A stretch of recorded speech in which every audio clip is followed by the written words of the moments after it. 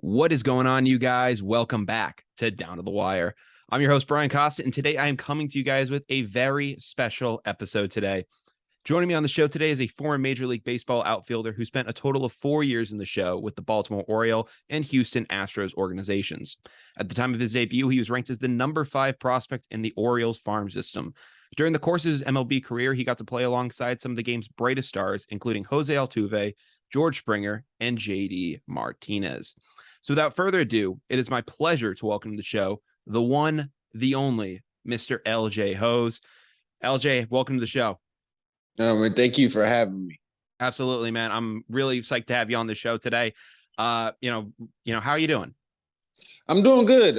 Just trying to relax a little bit. I actually had a long day of work, so just trying to get off a little bit, eat a little dinner, watch a Little League World Series before I get back and get to bed, get ready for camp tomorrow.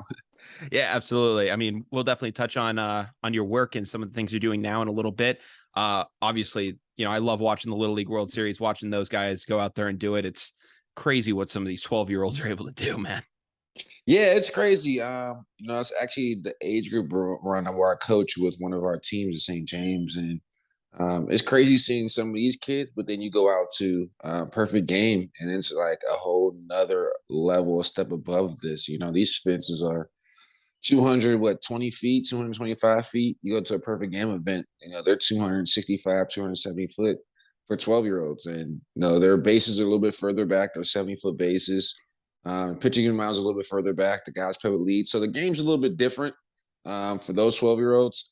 But just watching where the overall 12-year-old baseball player is from the time I came up, it's a lot different. I mean, obviously you had a couple guys who were obviously different, whoever had special talents. But now I think the overall baseball player with the instruction, with the information that is out there, I think a lot of these kids have became a lot better. Absolutely. So, for yourself, at an early age, kind of getting into the game of baseball and really coming up, how did you really get that love for the game, starting off? I know, you're able to get to all these, great heights of making to the MLB, but when did that love for the game really first start for you, like some of these kids? I started playing as a young kid, probably about 3, 4 years old. My dad used to have me working out, playing in the backyard and stuff like that. But I love playing basketball. I'm from the Washington D.C. area, so basketball is really, really big in our area. And then when I was growing up, Georgetown was really, really good. So I was a big Allen Iverson fan. So growing up, I saw somebody that was 6 foot, and that was a point guard. So give me a little bit of hope. But once I got about 10, 11, 12 years old, I started realizing, I had a special talent in baseball. And, I realized that baseball could take me a long way. And I saw that a lot of the kids my age, some that were better than me at a younger age, I was starting to catch them and then get better than them. I started to pass them. So it started to become more and more reality. Like, okay, this is something I can start doing for a long time. Yeah. I mean, for yourself, going through those early stages, who would be someone that you'd say was, really impactful, on getting you to really love the game and stuff like that really early? My dad for sure. I Yeah. wouldn't be playing baseball if it wasn't for him. He got me my first bat, first glove, first ball. He tells stories about how he used to play softball, like men's league softball, stuff like that. And I'd be the bat boy at 3, 4 years old. And he'd give me strict instructions like, look, when the ball goes in play, wait till the ball's dead, go grab the bat, go back and sit down, whatever the case may be, but do it every single time. And me just being around the game at a young age, I kind of started to develop a love for it. I used to go to Orioles games all the time and stuff like that. And my dad would tell you, I used to watch the actually all 9 innings, but then I go to a football game, like a Redskins game or something like that, and I'd fall asleep. And he'd tell you then right then and there, like he knew something was different Yeah. with me with baseball. Yeah. When it came to you, playing professionally or just like playing in general and, like you're actually trying to make those next strides to the next level, when was that, some people have a specific moment of saying like, I was 10 and I, hit this ball out of this park at, just so far. And it made a lot of people's eyes go up and say, hey, this kid actually might have something. Or, there was certain moments that some people recognize.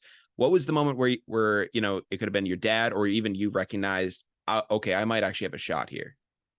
My dad will tell you, it was in the store when I was a kid.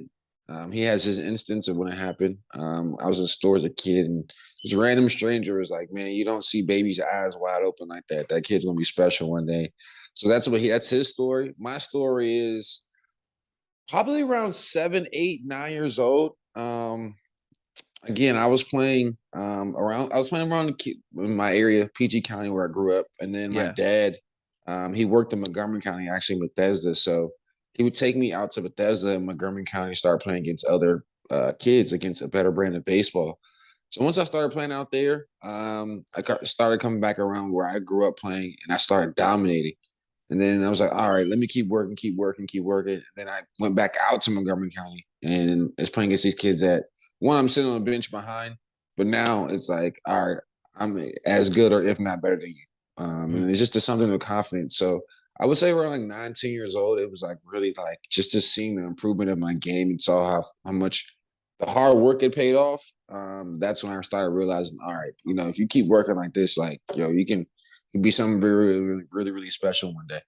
Yeah, absolutely.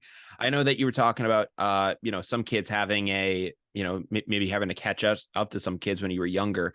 What was one thing that you really worked on, at a young age that, you think some other kids should try to, replicate to, you know, improve their game? I mean, the biggest thing is like, I tell people all the time, people are like, oh man, did you get hurt a lot all the time? I was like, no, I've never got hurt. I started doing stuff at a young age, like 6, 7 years old, doing push-ups, sit-ups, stuff like that, working on like just little playing tag with my dad, playing tag with my cousins, stuff like that. Doing a certain agility stuff outside, just certain things you might not even think that is like really agility. Just like, like playing tag, duck, duck, goose, just eluding people, moving, doing certain things, certain movements, hopping on one foot, certain stuff like that. It teaches you how to be athletic. So now once I got to, 10, 11 years old, now I'm starting to implement, some type of weightlifting program. Is now I'm adapting faster, and it's starting to kick into my body a lot faster than whereas a lot of these kids now a lot of these kids we were coming up, they were starting to lift at like 13, 14 years old. Now you see kids that are starting to lift at like 9, 10, but they're doing controlled stuff. They're doing controlled stuff to help with their athleticism. And I think that that's very, very important. Just teaching kids how to be athletes. I think so.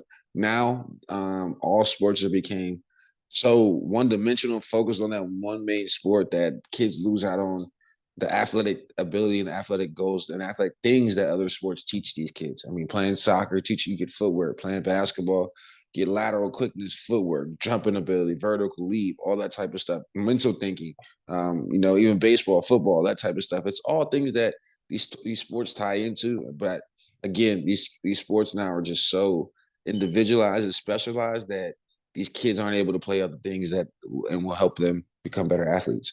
No, I can definitely understand that. I mean, whether it's just playing simple yard games like that and kind of hanging out, I think that, kids that will stick to these one sports, they, typically are kind of only like working maybe a certain set of muscle groups. And then you go out and you play a different sport. And, maybe that after that first day of practice, you come home and you end up going like, oh, I'm a little sore. Like, what's going on? And it's like, well, you're working new muscles for the first time in a while.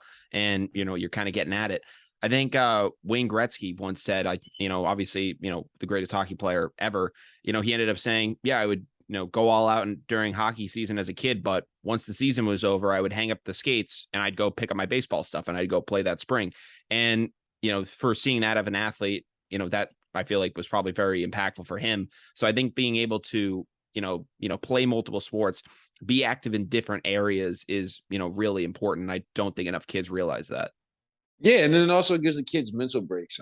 Yeah. For me, that's why basketball was very, very important for me growing up throughout my life and my career because it was literally something that gave me a mental break. These kids play so many baseball games throughout the spring and summertime, and then you play in the fall season, you didn't play the 130 baseball games at 12, 13, 14, 15 years old. And now it's starting to a point where these 15, 16, 17-year-olds, you're playing every weekend and you're playing in Florida, California, Texas. You're on this showcase, that showcase. So you're moving so much. It's like you guys need a mental break. You need a break to just be kids. You need a break to just enjoy life and have fun. And I think that's why so many kids now are starting to get burnt out, or you see kids having so many different Tommy John surgeries or labrum injuries at such a young age because they're doing so much consistently and not giving their bodies a chance to rest. And that's very, very important. Yeah. To kind of take it to yourself, obviously, you're wearing a St. John's High School shirt for, the DC area right now. What really, once you got to that level, how did you really, stand out and, make yourself known to, you got drafted in the third round of the 2008 draft. So, how did you really make how did you really put kind of the steps together to really, make yourself stand out? I can give a lot of that credit to my supporting cast. All of my best friends. We were a group of best friends since we were 10 years old. We're actually still best friends to this day. And so my best friend, my closest best friend out of all that whole group, we've been friends since we were 6. So he is actually we're the same age, but he's just a grade older than me. His birthday's like 2-3 months older than me. So he ended up going to St. John's first. He kind of went there, set the precedence as a freshman. His name Chris Wright, ended up playing in Georgetown, played in the NBA for a little bit with the Dallas Mavericks. Okay. Nice. Yeah, so he set the precedence. He went in there, was all conference as a freshman basketball player. And then I was coming in, so it was like, for me, it's like, all right, how you gonna make your mark? You play baseball, you play basketball, so the road for you is a little bit harder. You got to make your mark not only in one sport, but now 2 sports. And then I had another one of my buddies, he played football and basketball. So for him, it was the same thing. So that summer, we just grinded. We were in the weight room all the time. We were just working hard, running. And then that fall, I really took my workouts to that level. I was lifting twice a day. I was lifting in the morning before school. I was lifting after school. I was having, basketball practice, baseball practice. I was eating 5 or 6 times a day, drinking 2-3 protein shakes, and my body really started to change. And then I became so much stronger. So inherently, my skills and my game became a lot differently. It really, really took off. So my freshman year, I would say I batted third, played center field, made first team all conference. So that's when I really, really was like, all right, what you've done up to this point throughout this whole year, let's keep going, because now it's going to take you've done a great job laying a foundation, getting to high school. Now you're in high school, let's take it up. Let's rev it up another notch, and let's try to see how good we can get. And to my credit, I kept that going to probably my senior year. I would say my senior year, I kind of started like getting relaxed a little bit just because I was tired, burnt out. I played USA baseball the year before, then going to those showcases and stuff like that. And then coming back and playing a basketball season. Once my senior baseball season started and going through the meetings and the scouts evaluation stuff, I was just really, really tired. And that's why I try to tell people, man, it's important that you get a break. It's important that you get a mental break. And, I think once that happened my senior year, I didn't quite work as hard. So I think that's why I did slip in the draft some. Just because I wasn't, you go, like, you have these meetings and they tell you, hey, LJ, what is your plans going into your senior season? I told everyone I wasn't going to play basketball, 1. And then 2, I told people that, my goal was to put on 10 to 12 pounds. Well, 1, I did play basketball. And 2, I lost 10. Instead of gaining 10 to 12 pounds, I lost 10 to 12 pounds. So okay, wow. They're looking at me now as, all right, you're not serious about the game. You're not serious about this. So obviously now your draft stock drops. And so that's how that happened. But still being able to be blessed to be drafted in the 3rd round. Yeah. And the Orioles was a hometown team. Yeah, being a hometown team, what was it like to get the call from them? Was that, I'm assuming that was pretty surreal. It was awesome because the guy who actually drafted me, Dean Albany, he's no longer with them. He's in Philly now. And Joe Jordan, Dean Albany had coached me in high school, and he was an area Orioles scout. And then Joe Jordan, who's a cross checker, he had came to my house a couple of times and had dinner. And so I was very, very familiar with the Orioles organization. I was very familiar with the guys going to draft me. So once they got the call, man, it was awesome. It was definitely awesome. And crazy story about that is they called me in the morning and they told me, if you're around in the 2nd round, we're going to take you. 2nd round comes around, they call me right before the 2nd round. They're like, yo, what's the case going to be? Well, I'm like, well, Milwaukee told me they're going to pick me before you guys go. Oh, So, wow. yeah, so Milwaukee doesn't take me. So their pick comes around, they don't take me. So they come back around before the 3rd round. I said, look, forget Milwaukee, y'all just draft me, I'll sign. So that's what happened. So there was no question on it. If they drafted you, there wasn't even anything of saying like, oh, I'm gonna go to college. It was like I am signing on the dot. It was a very serious question. My mom had wanted me to go to college. I wanted to go to college. I love North Carolina with You all wanted my to go? heart. Wow. I was a big UNC fan. Big UNC fan. I was funny story back to basketball. '96, UNC is playing Texas Tech at Richmond. Darvin Ham breaks the backboard. I'm at that game. So Vince Oh Carter's wow. playing. Antoine Jaminson's playing. Allen Iverson them had just played the game before.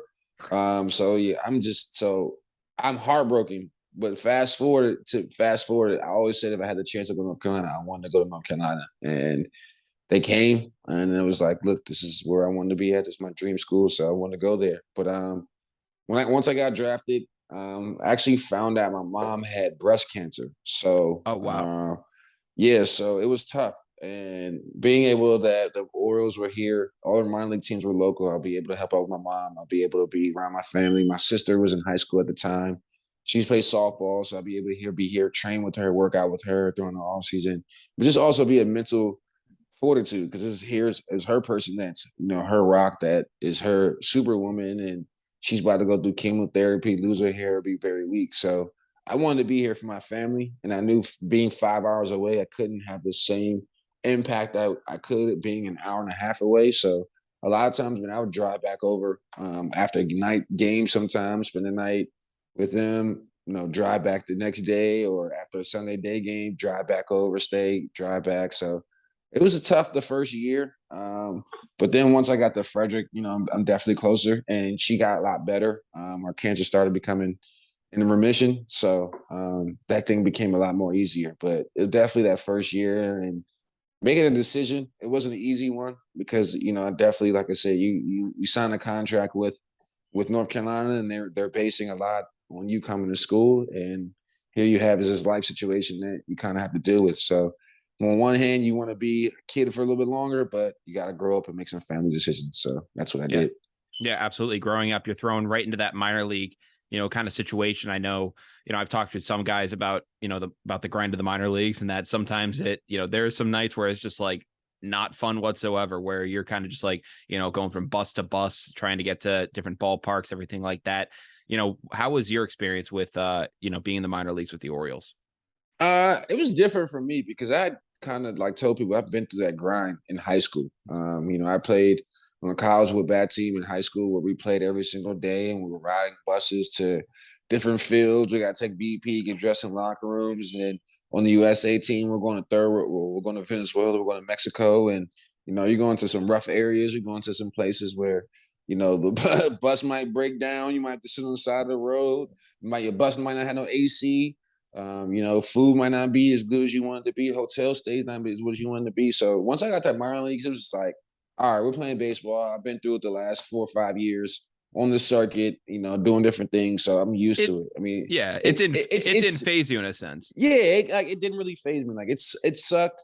But at the end of the day, you have your goal. You have your main goal. Like the pay. Obviously, we know the pay sucks. We know, the hotel stay sucks. The travel sucks. But it's like, hey, what you gonna do? You're here. This is the life you chose. This is what you want to do, and it's gonna make or break you. But again, it makes it that much sweeter once you get to the big leagues because it's like, man, you can look back and say, look, man, do you remember that 16-hour bus ride we had to take when our bus ride broke down on our off day and we didn't even get the off day? And then it's like, it makes all that worth it because now you're getting those off days at big leagues because you're flying everywhere, and you don't have to worry about the food or you don't have to worry about the travel. You don't have to worry about certain things. So, but no, minor leagues is definitely a grind. It's definitely a grind.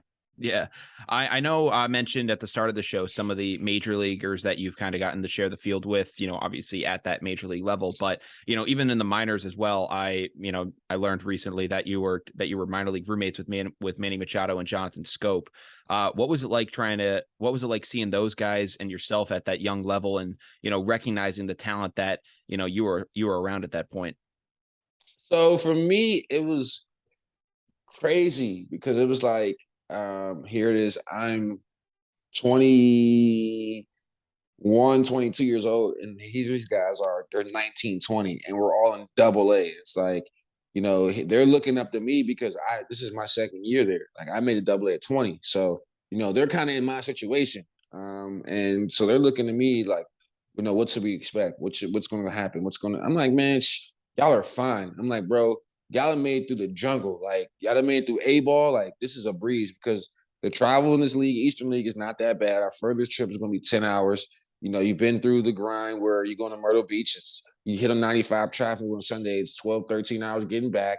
I'm like, you've been to Savannah from Delmarva. It's 15, 16 hours. I'm like, bro, here it's 10 hours max.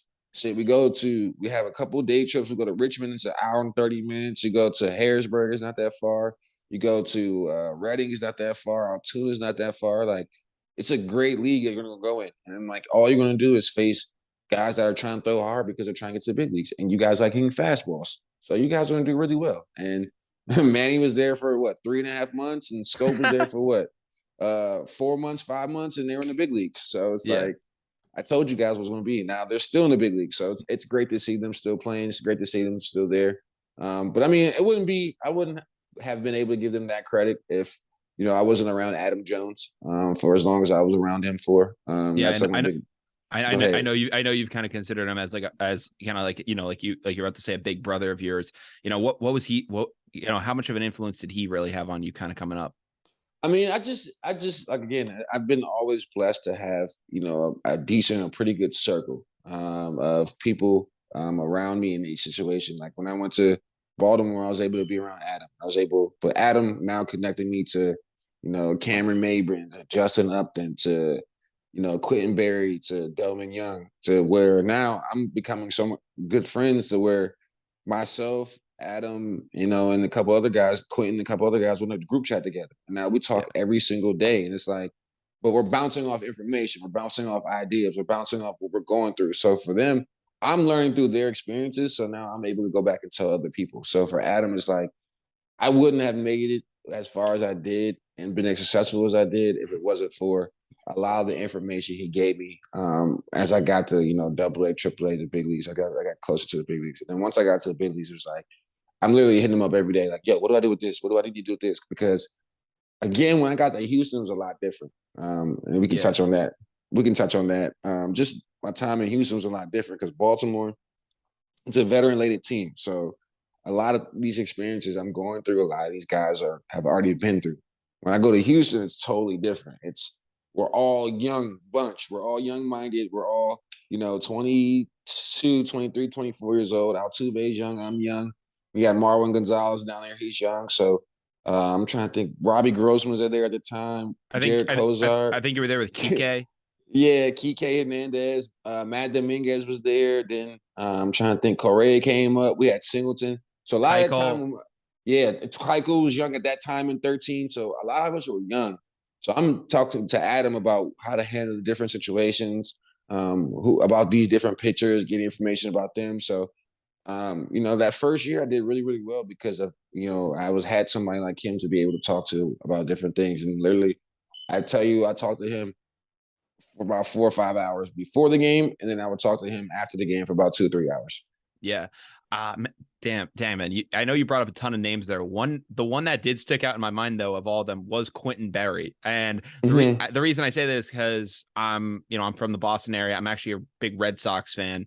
And I remember when he came over to the Sox, I think it was in the waiver deadline, I think is when he came over. And I know that I think he hit a home run on the last game of the 2013 season down at Camden Yards. Against the Orioles. Yeah, he went deep for his only home run of the year. I remember seeing him there. I think they put him in for some pinch running situations against the Yankees. But then I also remember, and I went down and I saw him. I think it was like when he first got traded over, he was with, he was down with the Pawtucket Red Sox, now obviously the Worcester Red Sox. But I remember seeing him get sent down there, and I think he stole second base, got overthrown to center, and then he took third. And I just remembered that really off the top of my head. So that was kind of a name that really jogged some memories for a second there. Yeah, Q's awesome, man. He's actually the first base coach for Milwaukee Brewers right now, and wow. he's one of the best base coaches. He's one of the best base stealers I know, but one of the best coaches at teaching guys how to steal bases and reading pitchers and stuff like that. I mean, the art of stealing bases is crazy because you can change games, and that's what Q did. And I got a lot of information from him too on stealing bases, on even outfield play, on how to position yourself and how to attack ground balls, how to drop step, stuff like that. So like I said, I was definitely fortunate to have a great group of friends throughout my career who I can still call friends to this day. Yeah, I think I have a poster back there of it's like the Red Sox 2013 like World Series, and there's like a portion of the huddle, and I think you can actually see Quentin in his number 50 jersey like in the middle of that huddle over there. I think I got that when I was like 13 years old. It's not hard to miss him. He got a long neck. I call him Baby Giraffe. Okay, Yeah, baby I call him Baby giraffe. Giraffe. And that's all Okay. he always mentions that. He always calls it. Yeah, I got a ring. You and Adam don't. Oh, that's tough. That's tough. All right, but yeah, no. So you were talking about getting over to Houston. Obviously, that was pretty huge. When you ended up getting traded over there for Bud Norris in 2013. It wasn't just obviously you who went there. It was also Josh Hader, who was in A-ball at the time in the Orioles system. Did you ever have any did you ever like really know Josh at the time before you got sent over there? Or? Yeah, so in the off season, one thing good about being local, me and Josh both were local. We used Okay. to train together at the Orioles Stadium. So we would run into each other from time to time, stuff like that. I didn't really have the best relationship with him. It was like more of like a passing high and by. Yeah, But yeah, I definitely would see him around the facility. makes Knew of sense. him. Knew of him.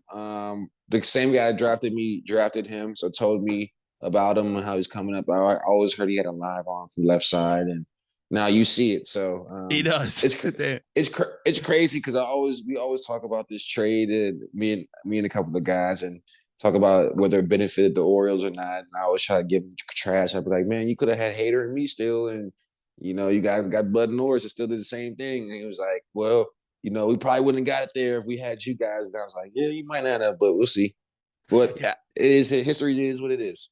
Yeah, I mean, I remember that deal for somewhat very vividly because I remember them talking about there was a lot of like discussion at the time about Bud Norris and where is he going to be going to, like some teams down the stretch. And I remember when he got traded there, it was like, pretty big news at the time. And I think what made it big news, obviously, is that, the Orioles and the Astros were playing each other at the time. So you guys got to just kind of walk across the field and kind of just assume, your new team for yourself. What was it like just getting the call anyways that, of it being like, hey, I'm traded now? What was that like?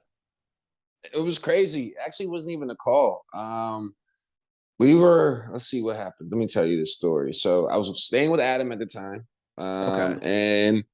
And we went to the Beyonce concert the night before. Beyonce had played in DC. So we went to the concert, got back home, and Adam was like, man, hey, you should probably pack your stuff up. You're probably gonna be leaving tomorrow.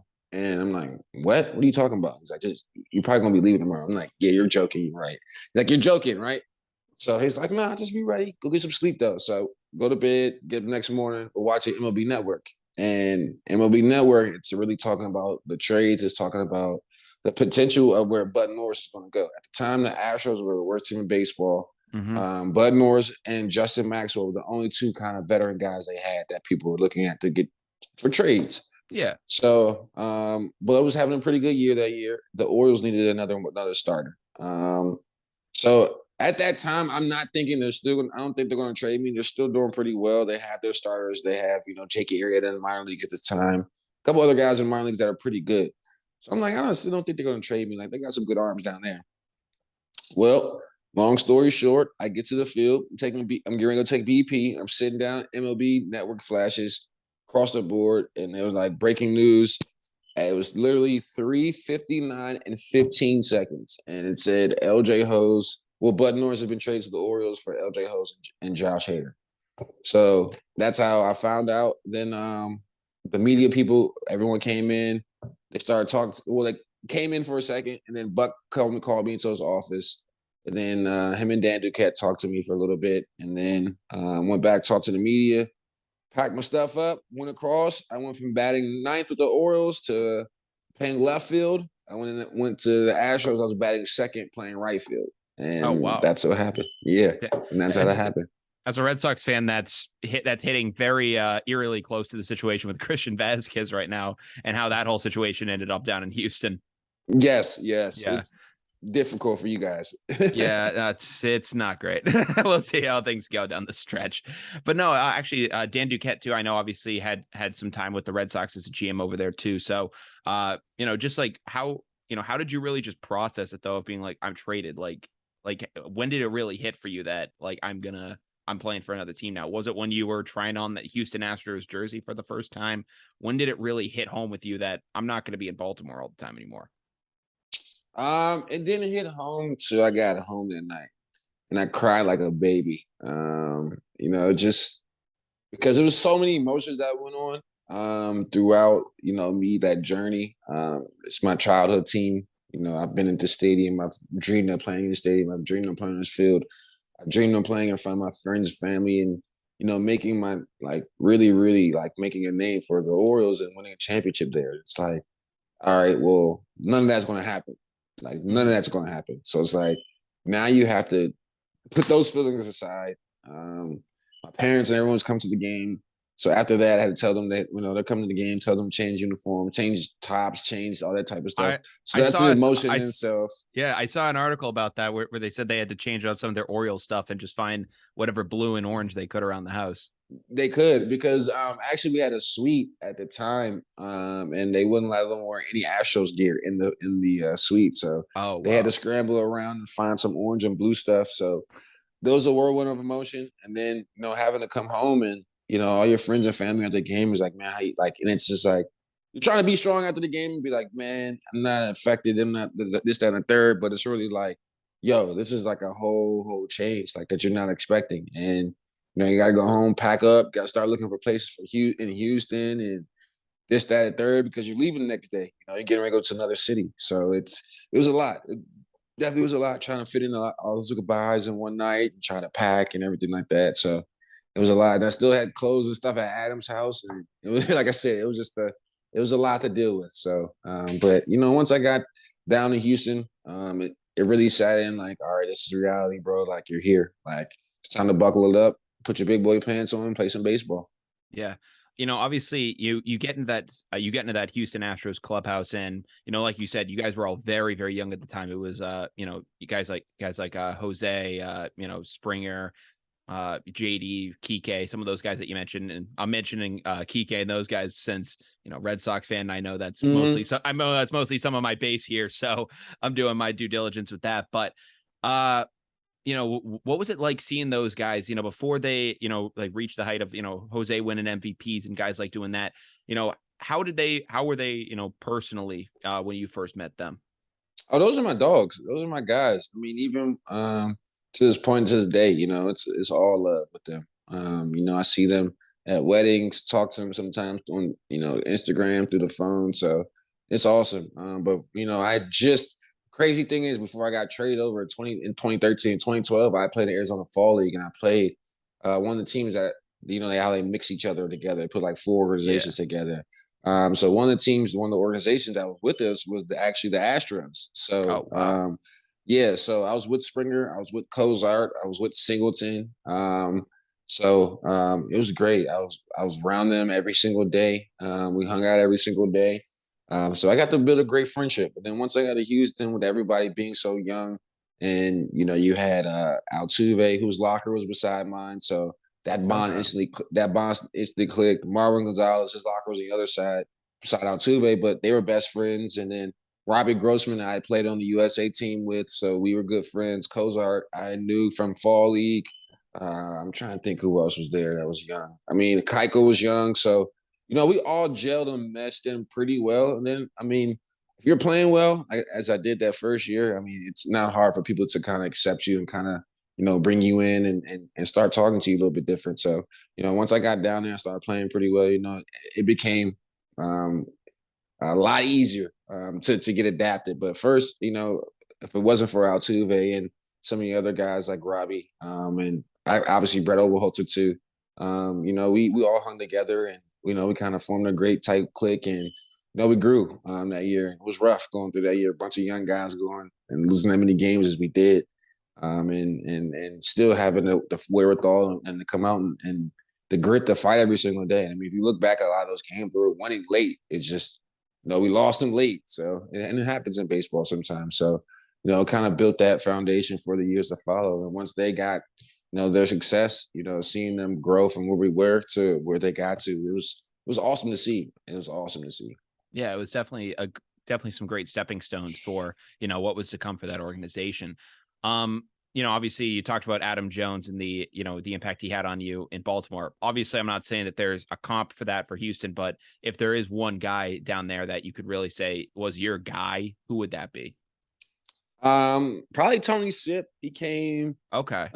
He came in 2014. Yeah. Like beginning of the year 2014. Again, he was like that. We were all younger guys down there. So Tony was like the first. We got some older guys in the offseason, like Dexter Fowler. We had a couple other guys. Chris Carter was another guy that was down there. He kind of brought me into. But Tony, Chris, and myself the next year really hung together, and we really, really Tony really showed me the ropes, really showed me about like getting prepared for games and making sure that I was getting some rest on the road. And Chris had an awesome year that year. So, Chris Carter was a dog, man. He could hit the ball a country mile. That year, he went off that year. So, I just remember going out, getting to cities early and going out to team dinners. Finally had a little bit of veteran presence. So it was good being around those guys. And, Dex took us out to eat from time to time. But my main guy definitely was Tony Sip for sure. Absolutely. And then Singleton too. That was like my little brother. I can tell you that. Singleton was like my little brother. Yeah, for sure. Obviously you really, played obviously more in Houston than you did in Baltimore, just based on the numbers. But what was probably your biggest like welcome to the MLB moment, like once you were down there, when you realized like, oh shoot, like this is like that next level? Like what really was that moment for you? To be honest, I never really had a moment like that. Okay. For me, it was like, was there ever a guy you faced at the plate, maybe? I always feel like I belong. So for me, it was like I always had that confidence. Like, yeah, I'm just as good as all y'all out here. Like, anything you can do, I can do whatever y'all can do. Yeah. No, I mean, obviously there's certain moments, there's certain things where it's like, all right, I could tell you, like Mike Trout hit a home run one time against us, and it was like, bro, how do you hit that ball? Like, there's no way how do you hit that ball and hit it out for a home run. Or you can say, facing Chris Sale. Like, Chris Sale, I mean, I can tell people to this day, like, Chris Sale is probably the toughest guy I faced. And it's usually everyone says, for a righty hitting lefties is easy. I could not hit him. I could not. He was very, very long.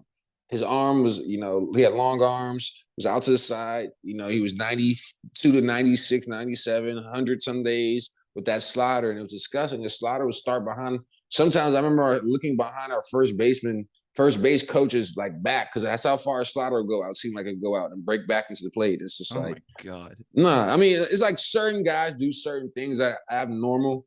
I mean, you might see like Miguel Cabrera, like him, he's just hitting abilities. It's abnormal. Jordan Alvarez, the way how far he can hit baseball, is just abnormal. Yeah. There's certain things you'll see, but like I said, for me, it was just like, hey, I belong here, and I might not hit the ball as far as you guys, but I can do some things that are special too. No, yeah, I know with Chris Sale, like, all the respect to Manny, and he was your roommate. But I know Chris Sale did turn him into the letter K in the World Series. So I know how dirty that can be. Yeah, it was rough. It was rough a bit. That's crazy. Obviously, you played a good amount of time down in Houston. In 2014 and 2015, you changed your number from number 28 to number 0. What led you to do that? What made you, were you assigned that number that year, or what made you change the number? So I actually was very, very, I tell people this story. Not too many real people know this story. So I started the year wearing 28. I was the opening day right fielder that year. Ended up hit a home run that day off CC opening day. Mm-hmm. Fast forward, long story short, I was probably hitting about 230. Probably halfway through the season, probably third through the season. They end up sending me down, and Singleton signs his contract. Well, when Singleton signed his contract, they give him my number 28. Okay. So once he did that, they did that. Once I got called back up, probably like 3 weeks later. They were like, what number you want? I was like, well, just give me 0 at this point. I was like, I mean, that's how I feel you guys value me as. It's just like, you gave my number back after I started opening day for you guys. And it's like, that's crazy. So just give me 0. So it ended up. So it was like it was almost like you were kind of like throwing shade at them with that. Yeah, kind of. Yeah, to be Okay, wow. honest. And it took off. Like it actually like took off. It like really, really I got zero. And the crazy thing is I love Gilbert Arenas and Gilbert Arenas, kind of, Agent when Zero, baby. Agent Zero, there you go. And Agent Zero does some things, some petty stuff too when he gets pissed, when he gets mad. So for me, it was like, you know what, I'm gonna reach back and I'll be like, Agent, what would Agent Zero do right here? So what Yeah, I say, I'm gonna wear zero. So yeah, zero hose, boom, and it just took off. And then my jersey ended up becoming the number one selling jersey in the MLB for a period of like a long period of time that year. yeah. So it That's was pretty good.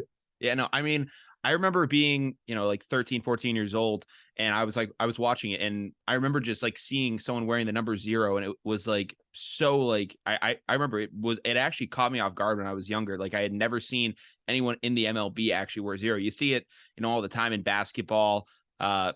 Actually, honestly, that's probably pretty much it. You don't really see it in hockey or really never in football. So yeah, like seeing in baseball for the first time, it really like caught me off guard.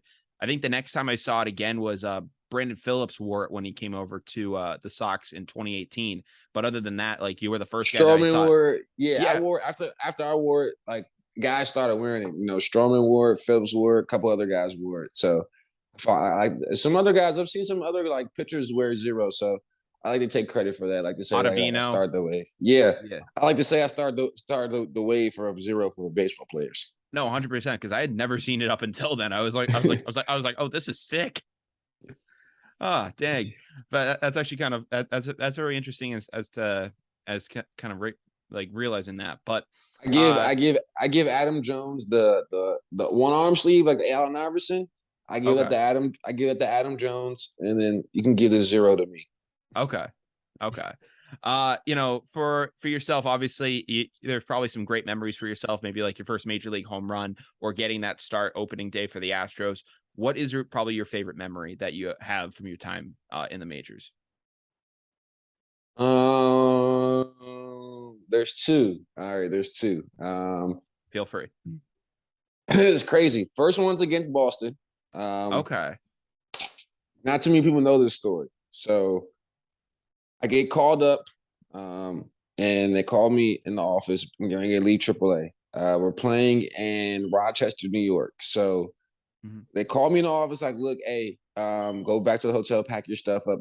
Your flight is leaving Rochester at 7. This is probably like 3:30, 4 o'clock. Like your flight's leaving at 7, blah, blah, blah. Cool.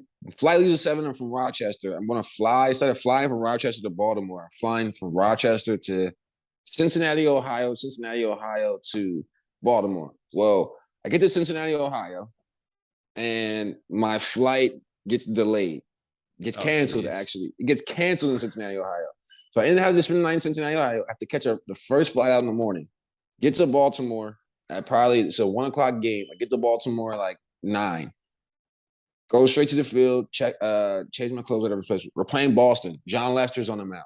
Oh, geez. So so crazy thing is I'm playing left field. Left field in Norfolk was huge. If ever in Norfolk's a huge stadium. Well, Baltimore, it's really, really short at the time. Really, and left center field is like 360, down line's 330. Norfolk is like 400 to left center field. So Big Poppy hits a ball, and I'm thinking I got a bead on it. And I'm thinking I'm going to run back and get it. And I'm running, running, running, running. And next thing you know, I turn and I smack the wall. Oh, And wow. the ball's in the bullpen. Like the ball's in the second bullpen. I smack the wall and I fall down. Well, they didn't. The camera no one shows this. If Markakis is in right field and Adam Jones are in center field, they're looking at me and they're busting down laughing because they saw me just go full board for this ball and smack myself. I'm laying on the ground, glasses everywhere, hats down, and I get up and they're just dying laughing at me. Dying. So that's my first one. Second one was Oakland. Um, Oakland, I always played well with Oakland because Oakland, they talk trash to me. And Why I, Oakland? Why Oakland? because this was our rival, and Oakland was good at the time. Okay. True. And this is when they were starting to be packed. This is Okay. Oakland Yeah. when they're Oh, true. rowdy, Yeah. rowdy, rowdy. Yeah, this is when they're True, true, rowdy. This is true. Donaldson and all them are there, so it's rowdy. I was getting people were talking trash to me the whole game, and I ended up hitting a game winning. And I didn't walk off. I hit a home run, extra innings to win the game. And I remember I got to be out there, go out there, talk so much trash to them. And it just felt good because they had been wearing me out the whole game because my last name was Hose. So they've been wearing me out. No, obviously I can't really sit in the back, but after that point, I was letting them have it at that point. Yeah, I was about to say you were probably like ripping into him at that point. Oh yeah, it was. It was saying some bad things. You know what? Fair enough. If they're ripping you that at that point, you deserve a little, time to get back at it. Yeah, we Uh won too, so that was the best part. exactly. So you got to have the last laugh there. Uh Exactly. so obviously, you ended up having the chance to go back to the Orioles, on a minor league deal back in 2016. How did that kind of arrangement come back when they, reached out to you with the interest of, you rejoining the team after the 2015 season? Yeah, they traded back. Yeah, they traded back for me. Houston put me back on waivers. They traded back for me. The conversation that actually came about probably in August. Yeah, August because Adam was getting married. Buck Showalter was there, and Adam's mom, may she rest in peace, was talking to Buck and was like, "Yo, I need you to get my boys back together. I need you to get my boys back together." So that whole offseason, I ended up getting released in November. I got put on waivers in November. Orioles trade for me. And then there you go. Get back and back with the Orioles. And then before spring training, they ended up putting me on waivers. I cleared waivers. And then they asked me, did I want to resign? And I ended up resigning just because I was familiar with Norfolk, familiar with the place. I had a young daughter and a fiance at the time. So it was very, very easy for us. We were all familiar with the area. So just going back there, we had family in there. So it was just a easy, smooth transition. Yeah, I know. You ended up. I know that deal it didn't end up working out as who did you guys bring in at the time? I'm looking at it now. It was Efren Navarro. yes, it was That's Efren what I got. Navarro. Yes. That's who Yeah, I so got designated for. yeah, so you end up getting designated, and I see that you sent out a tweet to Adam Jones, and it was maybe next time what you sent Yeah. out to him. So obviously, when you got designated, you know, did you kind of feel like at that point that things were kind of fading out, or what was your mindset at that time? I thought I was going to resign somewhere else. I really wanted to resign somewhere else, but it's the Yeah. nature of the business. And my agent at that time was going through another arbitration hearing with somebody else, so couldn't Okay. really designate as much time to me as he possibly could. So looking back on the situation, hindsight, should I re-sign with Baltimore? Probably not. Just because they had just released you, so obviously I'm not high on their depth chart. So re-signing there and going back there wasn't the smartest decision. But I had a really good spring training. Hmm. And I ended up, making it to, one of the last cuts of spring training. So, Yeah. they then went down to Norfolk, and the situation was down Norfolk was, they had two guys that were on a 40-man roster in the outfield, so they had to play. Now, Xavier Avery and myself, we had to play because obviously, we both were on the cusp of making the roster. So you had four outfielders that had to play.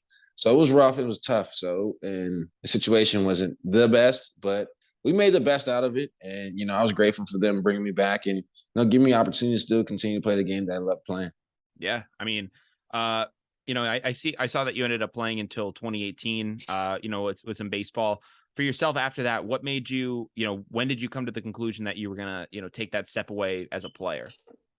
Honestly, I just got tired. For me, it just was to a point where if you look at my numbers, I've hit at every level. Made all-star teams at every level, done what I need to do. Just like, I always wanted that one opportunity to play in the big leagues consistently. And I got it. And I felt like I played well enough to get another opportunity. And I just never got that other opportunity. So it was like at this point in time, for me, I was just tired. I was frustrated. Now looking back, hindsight, 2020, I mean, through your journey, through your path, you're always going to go through bumpy roads. It's part of the baseball. It's part of the game of baseball. And some people know, or they know what their goal is. They know what they want to reach to, and they. For me, it was just like, yo, I made my goal, made the pinnacle, I made it to where I wanted to reach it to. Now it's like, I got a young daughter. There's other things in life I can do. There's other things I can do. There's other ways I can impact people. And there's other ways I can be happy. And being away from my daughter for in California for 5-6 months out of the year is not something I really wanted to do. So, Yeah. I made the decision to go ahead and step away from the game for a little bit and, see where it took me, where life took Yeah. me next. Yeah, so I know that ended up taking you at this point into coaching. You're now coaching with St. James Baseball. It's a youth academy. I know that you were telling me, and you were kind of telling me about some things there. Was coaching always something on the table for you? Did you always think that you were going to get into it? I mean, honestly, I mean, it just I didn't know what I was going to do. It was a whirlwind of shock of being 28 years old and trying to figure out what you're going to do next. You have this long idea that you're going to play till 40 and going to have all this money, be successful, and you won't have to work a day in your life. But it doesn't go like that sometimes. So, I got into coaching actually through girls basketball. Through Okay. a couple of my boys, my buddies. I was home and not really doing anything. I was training and stuff like that, but I just needed something to do. And, I started going to their practices and started, again, just because I had a daughter, I wanted to, learn and see how, young women and how they were growing up in my area, especially this day and age.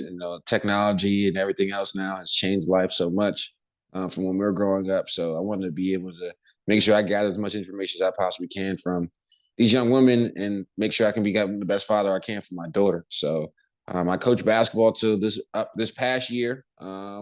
Even coached at St. John's a little bit. So being able to make the impact I did with the girls I did. I got some kids playing college basketball right now. A couple of kids. Well, one girl's at Florida, another one's at George Mason, another girl's at Temple. I got about 30 kids, girls playing college basketball right now that I coached. So That's awesome, man. the last 3-4 years. So I'm just excited to see where they're going to go, where their journey is going to go, and I'm just glad that I was able to be a part of them because it's made me a better coach. It made me have a better temperament. Just understanding you're dealing with a bunch of different emotions at times when you're dealing with women. So now taking that to deal with young boys, it's like, you're dealing with a bunch of stuff. You're dealing with these guys hitting puberty. You're dealing with these kids going through sometimes it's hate to say it, but bullying at school, Yeah. different things, maybe even bullying on a team. So being able to talk to these kids about certain situations, being able to be a mentor, that's one of the aspects I love about coaching, and I definitely learned that from, like I said, girls basketball. Yeah, and I mean to see them, to see some of these kids, both those girls and boys, go on to have great careers, and see them really succeed moving forward. How fulfilling is that for you? That's awesome because I mean I get to see a lot of these girls all the time. I was talking to one of the kids. Her name's Ty Skinner. She's at Arizona State now. She's a clothing designer, and Oh being wow, able to go ahead and help support her through her her NLI journey and NIL journey, and through her basketball career and trying to help sell her products and make some money and grow a brand as she's playing college basketball. It's awesome to see these girls do that stuff. It's awesome to see these young men I'm working with. One of the kids I work with is a shoe designer. Another kid's an IT guy. He does graphic IT. And so it's like just being able to see what these kids are doing and how far they've come, and how they use the technology, and just being able to now apply a lot of that stuff to what we're doing with our business at St. James. It's awesome. It's like, man, it's crazy to see, like, man, you played here, but now I can come to you and get a flyer done. Oh, you played here, and I can come to you, get like sweatsuits done for my whole team. And it's just awesome because now we're, building a brand and helping these kids out who helped us out. yeah. I think to tie it back honestly to, we opened the show up talking about kids in like the Little League World Series, and all the amazing things that they're able to do at such a young age. It's not just in sports. These kids and what they're able to do outside of it, and whether it's designing clothes, designing shoes, and then obviously athletics as well. It's incredible to see what they've been able to do. And it's, really amazing to see the influence that you've been able to have on their lives. Man, appreciate it. Appreciate it. Like I said, I've been fortunate. My dad was a coach growing up, and I saw it firsthand through him. I saw him, coach football. Saw him coach my baseball team and the sacrifices he made of, going and pick my teammates up just so we have enough guys to play games. He'd get off work early, pick me up, go pick 3 or 4 of my teammates up, and then drop us off. Then I'll pick up 2 more, and then come back to make sure we had enough to play and stuff like that. So, I'm very, very fortunate, very appreciative. So that's why I try to go so hard with these kids I coach, and it's like I want to give back all the information, everything I have. I want to give back to you. And if I don't have the answer, I'm going to get you the answer because I want you to have the information. I want you to have everything I didn't have because I want you to be more successful than I was. Yeah. I mean, LJ, thank you so much for all of this. Like, you have been fantastic today. Before we do go down to the wire, I do want to just say, if you guys aren't following Down to the Wire at this point, what are you guys doing? We're available everywhere you guys can find podcasts. We're on all the streaming platforms, Spotify, Google, all those. We're on YouTube if you want to, watch us on video. And you can also find all of those links in our Instagram bio at down.to-the-wire. Again, at down.to-the-wire on the IG. LJ, is there anything you want to shout out personally for yourself before we, sign off? Yes, please. If you have YouTube, follow the Padres scout team. We have some really, really good talent. Based out of North Carolina. Ray Johnson is the director. He does a great job. They're affiliated with our St. James program. Myself, I coach their 14U team. Ray coaches their 15U team. And then we also have a 13U team. With our 13U team, 14U team, and 15 team, Perfect Game does like this select fest, where it's an all-American game. So we have about 5 or 6 kids in each game. So we're trying to build that. Obviously, you can follow us on Instagram, the St. James Baseball. You can follow us, San Diego Padres Scout Team on Instagram. You can follow me on Instagram, Mr.LJ Hoes to you. Again, that's Mr.LJ Hoes to you on Instagram. And yeah, just be on the lookout for us. I appreciate you guys. Thank you for having me. And look forward to doing this again sometime. Absolutely, man. I really appreciate it. Unfortunately, we are now down to the wire, which means that we're going to wrap up what we talked about in this episode today and send you guys on your way. Once again, LJ Hoes, thank you so much for coming on the show today. It was a blast to have you. Oh, thank you. This is LJ Hoes and Down to the Wire. Absolutely. Today we talked about we talked about LJ's early life. We talked about his time in the majors, and then we also talked about what he's doing now after the fact. So it was a great show today, and we hope that you guys have a great day. Take care and peace out.